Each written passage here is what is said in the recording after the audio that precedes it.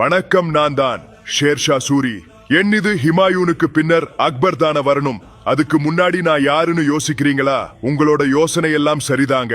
ஆனால் 1540 ஆண்டு நடந்த கன்னோச்சி போரில் ஹிமாயூனை வீழ்த்தி 1540 முதல் 1545 வரை நானும், பின்பு 1545 முதல் 1554 ஆண்டு எனது மகனான இஸ்லாம் ஷாவும் இந்திய சாம்ராஜ்யத்தை ஆட்சி செய்தோம். தற்போது என்னுடைய வரலாற்றை கூறுகிறேன். நான் தான் ஷேர்ஷா சூரி. எனது இயற்பெயர் பரித்.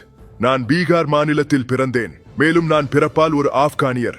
ஆனால் நான் சூர் வம்சத்தை சார்ந்தவன். மேலும் ருப்பியா என்ற பெயரில் முதலில் வெள்ளி நாணயத்தை அறிமுகப்படுத்தியதும் நான் தான். மேலும் இந்திய ரூபாயின் தந்தை மற்றும் நவீன நாணய முறையின் தந்தை என்று அழைக்கப்படுவதும் நான் தான். மேலும் ஒரு வலிமையான நிர்வாக அமைப்பை இந்தியாவில் உருவாக்கினேன்.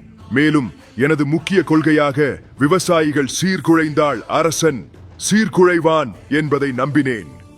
மேலும் எனது பேரரசை பலப்படுத்துவதற்கு சாஹி என்ற ராயல் சாலையை சிந்து பள்ளத்தாக்கிலிருந்து மேற்கு வங்காளத்தில் உள்ள சோனார் பள்ளத்தாக்கு வரை அமைத்தேன்.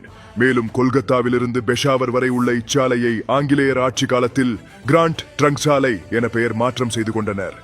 மேலும் இச்சாலையின் ஓரங்களில் குறிப்பிட்ட தொலைவிற்கிடையில் சராய் எனும் பயணிகள் ஓய்வெடுக்க சத்திரங்கள் மற்றும் சாலையின் இரு பக்கங்களிலும் பயணிகளுக்காக மரங்களையும் நட்டினேன்.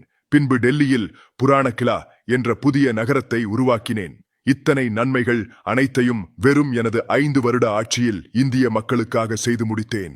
பின்பு 1545 நடந்த கலிஞ்சர் கோட்டை முற்றுகையின் போது எதிர்பாராத விபத்தில் இறந்து போனேன். முக்கியமாக அக்பரின் வருவாய்த்துறை முன்னோடியும் நான் தான்.